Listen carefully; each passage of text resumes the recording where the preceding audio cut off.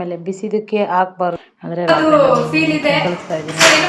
ಇವತ್ತು ಅಪ್ರೂವ್ ಇಲ್ಲಿ ನಮ್ಮನೆ ಮಾಡ್ತಾ ಇದ್ದಿದ್ದವಳು ಬಿಟ್ಬಿಟ್ಟು ಬೇರೆ ಕಡೆ ಇದ್ದಾಳಂತೆ. ತುಂಬಾ ತಲೆನೋವು. ಈ ಹೋಮ್ ರೆಮಿಡಿ ಇದನ್ನ ಟ್ರೈ ಮಾಡಿನೇ ಕೊಡ್ತಾ ಇರೋದು. ಯಾಕಂದ್ರೆ ಬಂದಿದೆ ಈಗ ಒಂದೇನಿಲ್ಲ, ತಲೆನೋವನ್ನ ಸಹಾಯ ಮಾಡುತ್ತೆ, ದೇಹದ ಉರಿಯುತ್ತೆ, ವಾಕರಿ. ಹಾಯ್ ಹಲೋ ಎಲ್ರಿಗೂ ನಮಸ್ಕಾರ, welcome back to my channel. ನಾನು ವಿನೋದ. ಇಲ್ಲಿ ಪರಂಗಿ ಹಣ್ಣು ಕಟ್ ಮಾಡಿದ್ದಾರೆ, ಊರಿಂದ ತಂದಿದ್ದು. ಇದು 3 ದಿನ ಆದ್ಮೇಲೆ ಕಟ್ ಮಾಡಿದ್ದಾರೆ. ಅದು ತುಂಬಾ ಹಣ್ಣಾಗ್ಬಿಟ್ಟಿದೆ. ತಂದಿದ ತಕ್ಷಣನೇ ಕಟ್ ಮಾಡ್ಕೊಂಡು ತಿನ್ಬಿಡ್ಬೇಕಿತ್ತು, ಹಂಗಾಗಿ ಕಟ್ ಮಾಡಿರ್ಲಿಲ್ಲ. ಅದನ್ನ ಇವತ್ತು ಕಟ್ ಮಾಡಿದ್ದಾರೆ ನಮ್ಮ ಮನೆಯವ್ರು. ನೋಡಿ ಇಲ್ಲಿ ನಮ್ಮ ಮನೆ ಹತ್ರ ಒಬ್ರು ಯಾರೋ ತೀರ್ಕೊಂಡಿದ್ರು, ಅಂದ್ರೆ 3ನೇ ಮನೇಲಿ ಯಾರೋ ತೀರ್ಕೊಂಡಿದ್ರು. ಅವ್ರನ್ನ ಬರ್ನ್ ಮಾಡೋದಕ್ಕೆ ಎತ್ಕೊಂಡು ಹೋಗ್ತಾ ಇದಾರೆ. ಆಂಬುಲೆನ್ಸ್ ಬಂದು ನಿಂತಿದೆ. ನಮ್ಮ ಸಂಜು ಸ್ಕೂಲಿಂದ ಬಂದಿದ್ದ, ಅವಾಗ ತಾನೆ ಬಂದ್ಬಿಟ್ಟು ಮೊಬೈಲ್ ಇಟ್ಕೊಂಡು ಆ ಕಡೆ ಈ ಕಡೆ ಓಡಾಡ್ತಾವನೆ. ಬಂದ ತಕ್ಷಣ ಮೊಬೈಲ್ ಎತ್ಕೊಳ್ತಾನ ಅವನು. ಅವ್ನದು ಅದೇ ಕೆಲಸ ಮನೆಗೆ ಬಂದ್ರೆ. ಈಗ ಆ ಕಡೆ ಈ ಕಡೆ ಓಡಾಡ್ಕೊಂಡು ಸ್ವಲ್ಪ ಹೊತ್ತು ರೆಸ್ಟ್ ಮಾಡಿ ಏನಾದರೂ ಇದ್ರೆ ತಿಂದ್ಬಿಟ್ಟು ಟ್ಯೂಷನ್ಗೆ ಹೊರಡ್ತಾನ ಅವನು. ಕಾವ್ಯ ಮಲಗಿದ್ದಾಳೆ, ಅವಳಿಗೆ ಪ್ರಿಪ್ರೇಟರಿ ನಡೀತಾ ಇದೆ ಓದ್ಕೊಳ್ಳೋದಕ್ಕೆ ಅಂತ ಅಂದ್ಬಿಟ್ಟು ಮಧ್ಯಾಹ್ನಕ್ಕೆ ಬಿಡ್ತಾರೆ. ಸ್ವಲ್ಪ ಹೊತ್ತು ಓದ್ಕೊಂಡಿದ್ದಾದ್ಮೇಲೆ ರೆಸ್ಟ್ ಮಾಡ್ತೀನಿ ಮಮ್ಮಿ ಅಂತ ಮಲಗಿದ್ದಾಳೆ. ಅಷ್ಟೊತ್ತಿಗೆ ನಮ್ಮ ದೀಪನು ಬಂದು, ನಮ್ಮ ಸಂಜುಗೂ ಟೈಮ್ ಆಗಿತ್ತು ಟ್ಯೂಷನ್ ಹೋಗೋದಕ್ಕೆ. ಅವನು ಹೊರಡ್ತವನೆ ಅರ್ಜೆಂಟಾಗಿ. ಅಲ್ಲಿ ಪ್ರಸಾದನ ಕೂಡ ತಗೊಂಡು ಹೋಗ್ತಾ ಇದ್ದಾನೆ.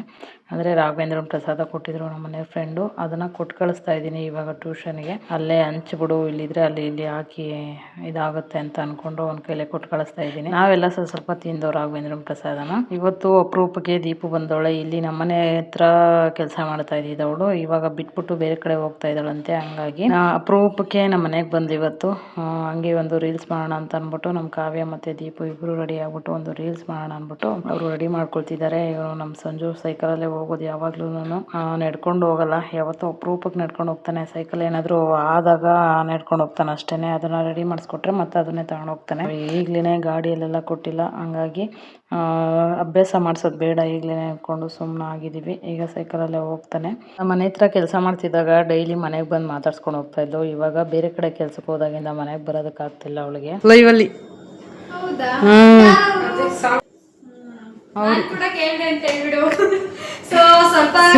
ಬಿಸಿ ಆಗಿರೋ ಕಾರಣ ಯಾರು ಸಿಗಕ್ ಆಗ್ತಿಲ್ಲ, ಆಡಕ್ ಆಗ್ತಿಲ್ಲ.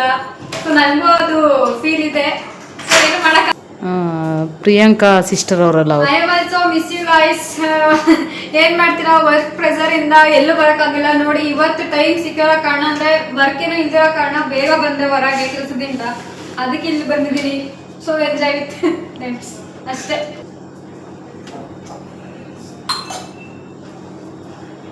ಆಲ್ರೆಡಿ ರೆಡಿ ಆಗ್ಬಿಟ್ಟು ರೀಲ್ಸ್ಗೆ ಪ್ರಾಕ್ಟೀಸ್ ಮಾಡ್ತಾ ಇದ್ದಾರೆ ನಮ್ಮ ದೀಪು ಅವರು.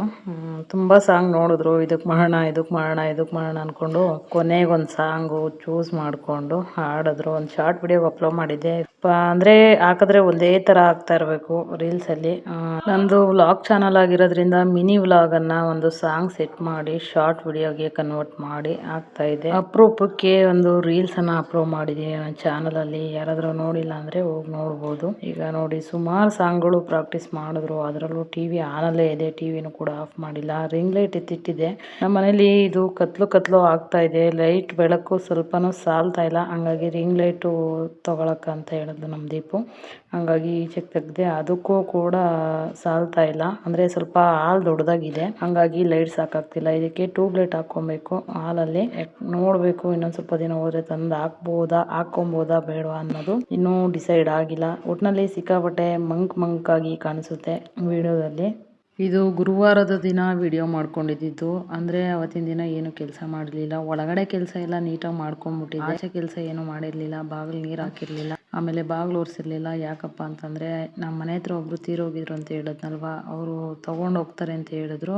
ಇಲ್ಲ ಬೇರೆ ಕಡೆ ಅವ್ರ ಊರಿಗೇನೋ ತೊಗೊಂಡು ಹೋಗ್ತಾರೆ ಬರ್ನ್ ಮಾಡೋದಕ್ಕೆ ಅಂತ ಹೇಳಿದ್ರು. ಇಲ್ಲೇ ಬರ್ನ್ ಮಾಡಿದ್ರೆ ಇಲ್ಲ ಅಲ್ಲಿಗೆ ಎತ್ಕೊಂಡೋದ್ರ ನನಗೆ ಗೊತ್ತಿಲ್ಲ ಸರಿಯಾಗಿ, ನಾನು ವಿಚಾರಿಸ್ಲಿಲ್ಲ. ಹಂಗಾಗಿ ಅವ್ರು ಎತ್ಕೊಂಡು ಹೋದ್ಮೇಲೆ ಬಾಗಿಲು ನೀರು ಹಾಕೋಣ, ಸಂಜೆಗೆ ದೀಪ ಹಚ್ಕೊಳ್ಳೋಣ ಅಂತ ಅಂದ್ಕೊಂಡು ನಾನೇನು ಮಾಡಿರಲಿಲ್ಲ ಅವತ್ತಿನ ದಿನ ಕೆಲಸ. ಒಳಗಡೆ ಎಲ್ಲ ಕೆಲಸ ಮಾಡ್ಕೊಂಡಿದ್ದೆ, ಆಚೆ ಮಾತ್ರ ಬಾಗಿಲು ನೀರು ಹಾಕಿರಲಿಲ್ಲ. ಆಮೇಲೆ ಅವ್ರು ಎತ್ಕೊಂಡು ಹೋದ್ಮೇಲೆ ಒಂದು 4 ಗಂಟೆ 5 ಗಂಟೆಗೆ ಬಾಗಿಲಿಗೆಲ್ಲ ನೀರು ಹಾಕಿ ಸ್ನಾನ ಮಾಡಿ ಅವಾಗ ದೀಪ ಹಚ್ತಾ ಇದೆ. ಅಷ್ಟೊತ್ತಿಗೆ ನಮ್ಮ ದೀಪು ಬಂದ್ಲು. ತಲೆನೋವು ಬಂದಾಗ ತಕ್ಷಣ ಮಾತ್ರೆ ತಿನ್ನುವ ಮುಂಚೆ ನಿಮ್ಮ ಮನೆಯಲ್ಲೇ ಇರುವ 5-6 ಸಾಮಗ್ರಿಗಳಿಂದ 20 ನಿಮಿಷದಲ್ಲಿ ಒಂದು ಪರಿಣಾಮಕಾರಿ ಕಷಾಯವನ್ನು ಮಾಡ್ಕೊಳ್ಬಹುದು. ಈ ವಿಡಿಯೋದಲ್ಲಿ ಯಾವ ಸಾಮಗ್ರಿಯನ್ನ ಏಕೆ ಬಳಸಬೇಕು, ಎಷ್ಟು ಪ್ರಮಾಣದಲ್ಲಿ ಹಾಕಬೇಕು ಮತ್ತು ಸ್ಟೆಪ್ ಬೈ ಸ್ಟೆಪ್ ಹೇಗೆ ಮಾಡಬೇಕು ಅನ್ನೋದನ್ನ ಸರಳವಾಗಿ ತೋರಿಸ್ತಾ ಇದ್ದೀನಿ. ಈ ವಿಡಿಯೋವನ್ನ ಕೊನೆಯವರೆಗೂ ನೋಡಿ, ಮಿಸ್ ಮಾಡಕ್ಕೆ ಹೋಗ್ಬಿಡಿ. ಇದಕ್ಕೆ ಬಳಸಬಹುದಾದ ಬೇಕಾಗುವ ಪದಾರ್ಥಗಳನ್ನು ನೋಡ್ಕೊಳ್ಳೋಣ. ಮೊದಲನೇದಾಗಿ 2 ಗ್ಲಾಸ್ ನೀರು ಬೇಕಾಗುತ್ತೆ. ಶುಂಠಿ 1 ಇಂಚು ಜಜ್ಕೊಂಡಿರಬೇಕು. ತುಳಸಿ ಎಲೆ 8ರಿಂದ 10 ಅದನ್ನ ತೊಳೆದಿಟ್ಕೊಳ್ಳಿ. ಕರಿಮೆಣಸು 5 ಬೇಕಾಗುತ್ತೆ.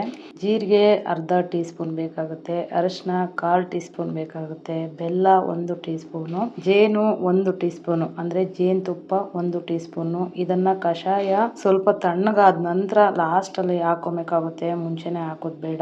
ಮಾಡ್ಬೇಕಾದ್ರೆ ಅದನ್ನು ಕೂಡ ನಾನು ತೋರಿಸ್ತೀನಿ. ಕೊನೆವರೆಗೂ ನೋಡಿ ವಿಡಿಯೋನ. ಮೊದಲನೇದಾಗಿ ಮನೆಯಲ್ಲೇ ಸಿಗುವ ಈ ಪದಾರ್ಥಗಳ ಉಪಯೋಗಗಳನ್ನ ತಿಳ್ಕೊಳ್ಳೋದಾದ್ರೆ, ಮೊದಲನೇದಾಗಿ ಶುಂಠಿ ತಲೆನೋವನ್ನ ಕಡಿಮೆ ಮಾಡಲು ಸಹಾಯ ಮಾಡುತ್ತೆ. ದೇಹದ ಉರಿಯೂತವನ್ನ ಕಡಿಮೆ ಮಾಡುತ್ತೆ. ವಾಕರಿಕೆ ಇದ್ರೆ ಅದನ್ನು ಕೂಡ ಕಡಿಮೆ ಮಾಡುತ್ತೆ. ಇನ್ನು ಎರಡನೇದಾಗಿ ತುಳಸಿ ಶೀತ, ನೆಗಡಿ ಮತ್ತು ಸೈನಸ್ ನಿಂದ ಆಗುವ ತಲೆನೋವಿಗೆ ಸಹಾಯ ಮಾಡುತ್ತೆ. ರೋಗ ನಿರೋಧಕ ಶಕ್ತಿಯನ್ನ ಹೆಚ್ಚಿಸುತ್ತೆ.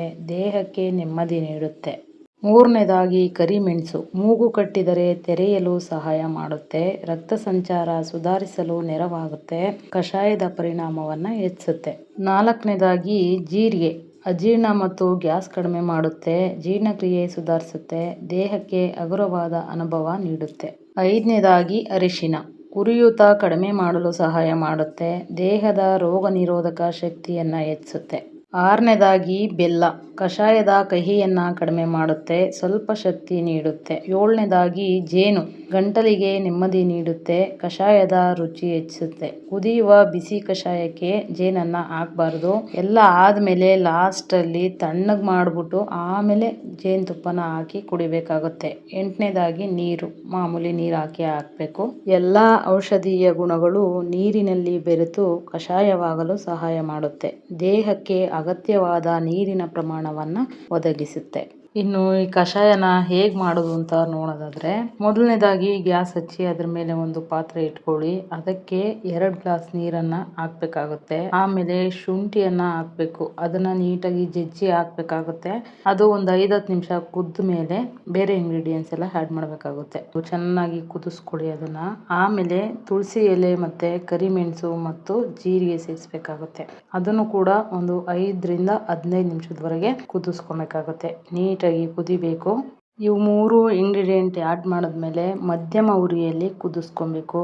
ಅಂದ್ರೆ ಗ್ಯಾಸ್ ಅನ್ನ ಸಣ್ಣ ಉರಿಲಿ ಇಡಬೇಕಾಗುತ್ತೆ ಚೆನ್ನಾಗಿ ಕುದಿಯೋವರೆಗೂ. 15ರಿಂದ 18 ನಿಮಿಷದವರೆಗೂ ಚೆನ್ನಾಗಿ ಕುದಿಬೇಕು.